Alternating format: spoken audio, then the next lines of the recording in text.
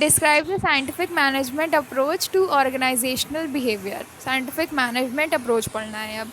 So scientific management is a theory developed by Frederick Taylor in the early 20th century that focuses on maximizing efficiency through systematic processes and workflow optimization. ठीक है, मतलब हमें scientific management approach जो है Frederick Taylor ने early 20th century में develop किया था. और इसका जो फोकस होता है ये चाहता है कि मतलब जो एफिशिएंसी है उसको मैक्सिमम कर दिया जाए. कैसे? सिस्टमैटिक प्रोसेसेस से और वर्कफ्लो ऑप्टिमाइजेशन से. ठीक है, इसके दो प्रिंसिपल्स होते हैं. साइंटिफिक मैनेजमेंट अप्रोच के दो प्रिंसिपल्स होते हैं. एक होता है टाइम एंड मोशन स्टडीज़ और एक होता है स्टैंडर्डाइजेशन. तो टाइम एंड मोशन स्टडीज़ क्या होता है? इसमें हम जो डिफ़िकल्ट टास्क होते हैं, जो बड़े वाले टास्क होते हैं, उनको ब्रेक डाउन करते हैं छोटे छोटे स्मॉल पीसेज मेजरेबल कंपोनेंट्स में. अब उसमें से आइडेंटिफाई करते हैं कि और हर टास्क के लिए हम आइडेंटिफाई करते हैं कि क्या सबसे एफिशिएंट वे होगा उस टास्क को परफॉर्म करने के लिए, उस टास्क को कैरी आउट करने के लिए क्या सबसे एफिशिएंट वे होगा. ठीक है, इसके बाद स्टैंडर्डाइजेशन क्या होता है? स्टैंडर्डाइजेशन मतलब जैसे हमने सारे टास्क थे बड़े बड़े वाले, उनको तोड़ के छोटे छोटे करे, फिर सबका हम लोगों ने एक एफिशिएंट वे, सबसे मोस्ट एफिशिएंट वे निकाल लिया. अब स्टैंडर्डाइज मतलब है कि उसी जो हमने तरीका निकाला है इस एक काम को करने का, उसको हम स्टैंडर्डाइज कर देंगे, उसको इस्टेब्लिश कर देंगे कि ये सबसे स्टैंडर्ड प्रोसीजर है हर टास्क के लिए. और फिर इसी को हम लोग आगे इसको जो भी इंसान उसको परफॉर्म करेगा वो उसी मेथड से उसको फॉलो करेगा. ठीक है, इससे क्या होगा? कंसिस्टेंसी और एफिशिएंसी बढ़ेगी.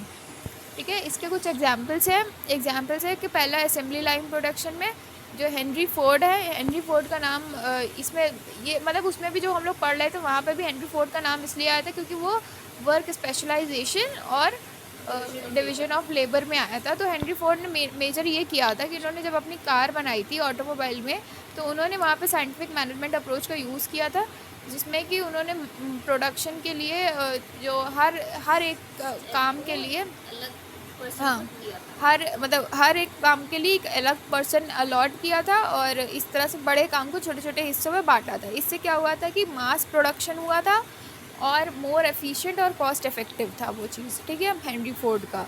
उसके बाद इसका की कंसेप्ट क्या है? Task specialisation. Employees focus on specific task enhancing proficiency. Task specialisation, एक इंसान को एक ही काम दे दिया जिसकी वजह से वो उसी एक काम पे फोकस करेगा और इसकी वजह से उसकी जो प्रोफिशिएंसी है उस काम में वो एनहेंस हो जाएगी.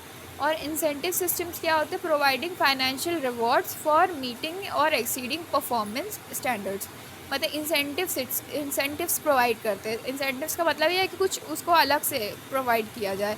तो अगर कोई वर्कर है जो रेगुलर 10 बिस्किट्स के पैकेट बनाता है, आज उसने अपनी एफिशिएंसी से ज़्यादा काम किया है, तो उस ज़्यादा काम करने के लिए हम उसे कोई अवार्ड या इंसेंटिव प्रोवाइड करते हैं. मतलब अपनी लिमिट को एक्सीड करने के लिए जो हम प्रोवाइड करते हैं उसी को इंसेंटिव सिस्टम कहते हैं. इसे जो एम्प्लॉई है वो बार बार अपनी लिमिट्स को क्रॉस करने की कोशिश करेगा, जिससे प्रोडक्टिविटी एनहांस होगी और उसका जो परफॉर्मेंस स्टैंडर्ड्स है वो भी बढ़ेंगे.